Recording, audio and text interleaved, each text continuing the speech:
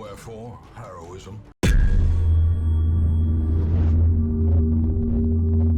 Hello once again, I'm Cosmic, and today we're going to be reviewing Darkest Dungeon, an indie roguelike RPG developed by Red Hook Studios, who were formed back in 2013.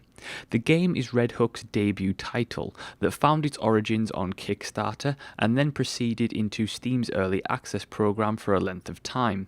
The game itself received very positive feedback in early access, and many critics even held it up as an example of early access done right. The narrative premise around the game places the player in the role of an inheritor to an estate. You receive a worrisome letter from a relative who explains that he had endeavoured to uncover the secrets of the estate only to unleash foul creatures.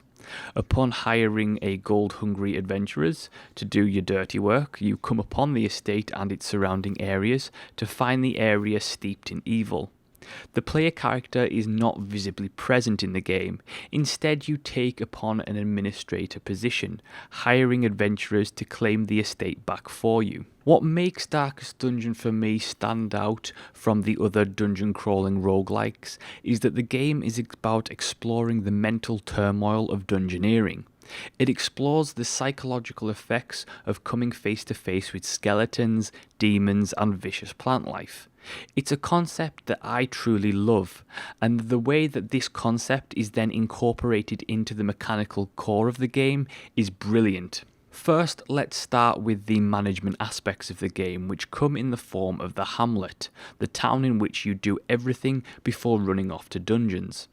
The Hamlet gives you access to an array of facilities that allow you to manage nearly every aspect of your adventurers. Facilities like the blacksmith and the guild hall allow you to upgrade weapons, armour and abilities. The abbey and tavern are places that can be used to decrease stress levels, however they will take that adventurer out of action for a time.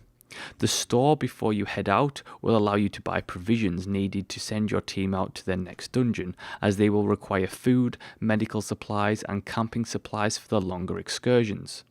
Most importantly, you'll be able to recruit new heroes to replenish your roster. Every action in the Hamlet will require the use of a resource, whether it be gold or family heirlooms. Careful management of resources is needed. After all, if you spend too much and then have a bad dungeon run, you'll leave yourself at a huge disadvantage for the next time. Once you're ready to head out, you'll have to select which adventurers to take. The game has several classes to choose from, all of which have their own specific roles and abilities.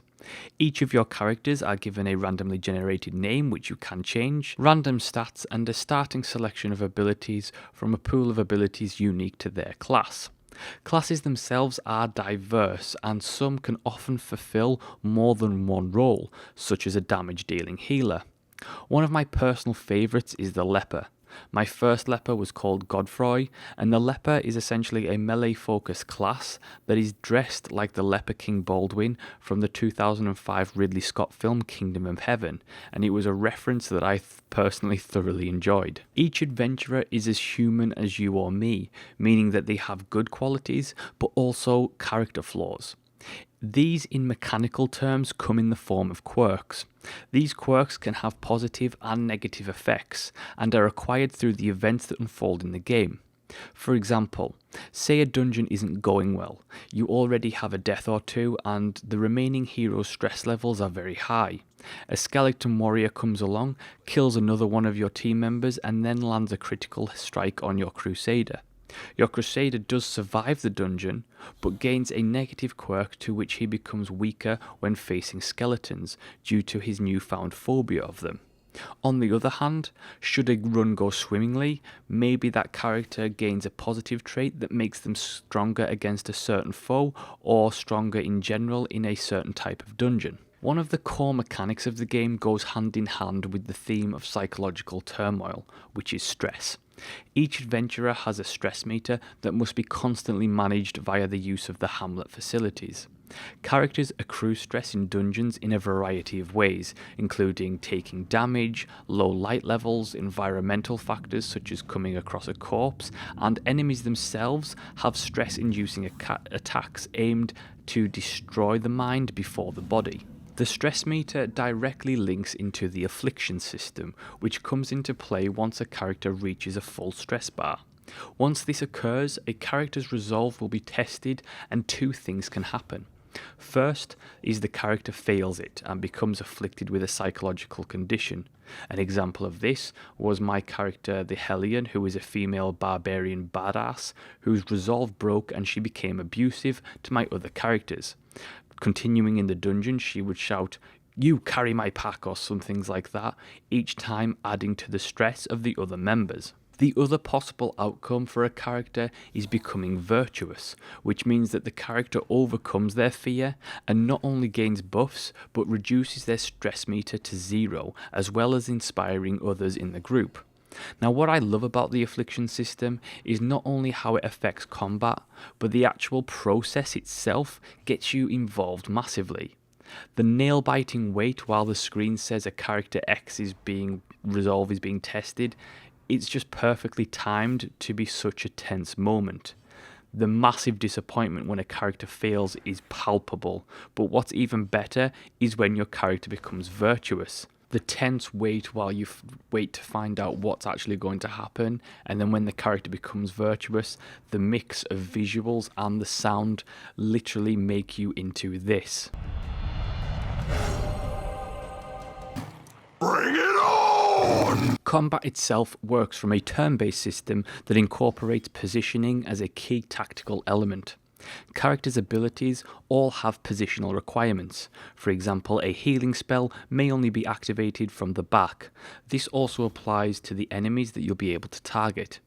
Many abilities in combat not only apply damage and debuffs, but also have position effects, such as reorganizing the enemy formation or moving one of your characters. Forgetting the various other aspects to combat for a moment, positioning itself hugely affects the tactics and strategy of the combat.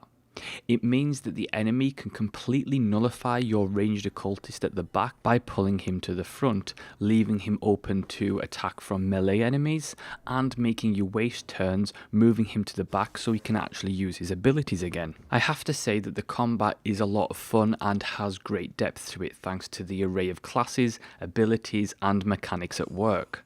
Thanks to the stress system, battles can be turned in an instant with a critical hit, and each battle is fairly tense, engaging, and challenging. There's a good amount of enemy variety in the game, and the various bosses that you'll encounter are not only tough, but often incorporate unique battle mechanics to themselves that you must adapt to very quickly. The blend between hit chance and skill-based strategy feels just right in Darkest Dungeon, meaning that even when you're down on your luck, a good strategy can pull you through a lot of the time. That being said, if you're having a bad time and it's just getting too much, abandoning the quest and running away from the dungeon is a legitimate way of ensuring that your adventurers live to fight another day. Running away, however, will add stress, and you will lose out on the quest rewards, but you will save your characters from permadeath. I myself got very attached to many of the characters, particularly the Jester, Leper, and Crusader.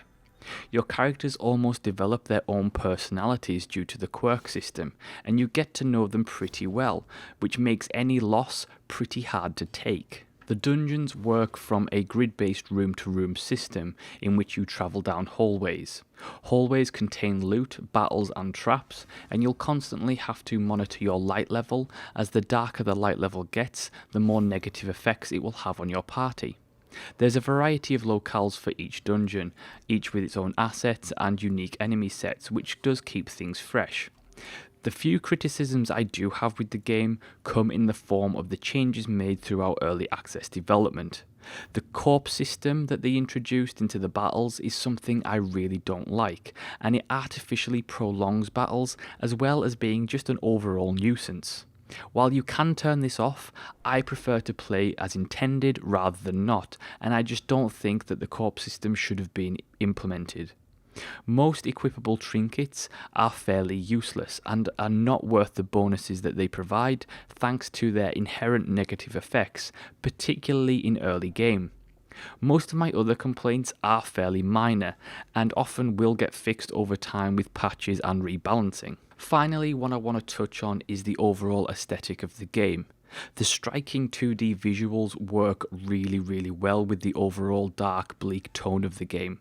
Now, while the hand-drawn characters and backgrounds are wonderful to look at, what stands out most is the sound.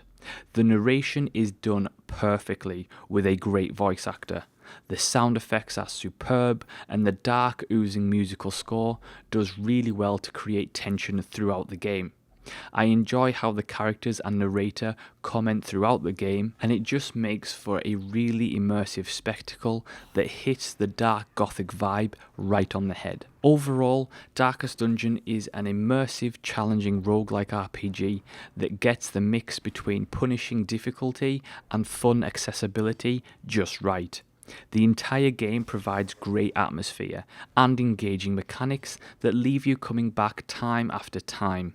Red Hook have gotten very little wrong with their debut game. Fans of RPGs, turn-based combat and roguelikes can ask for very little more than what Darkest Dungeon already provides. It's a testament to how fun and engaging these types of games can be when done right. It's certainly a game that's worth picking up at full price, and in my opinion it is just a must-have for anyone's collection. And that is my review of Darkest Dungeon. Thank you so much for watching and listening. Do like, subscribe and leave a comment, and I will see you next time.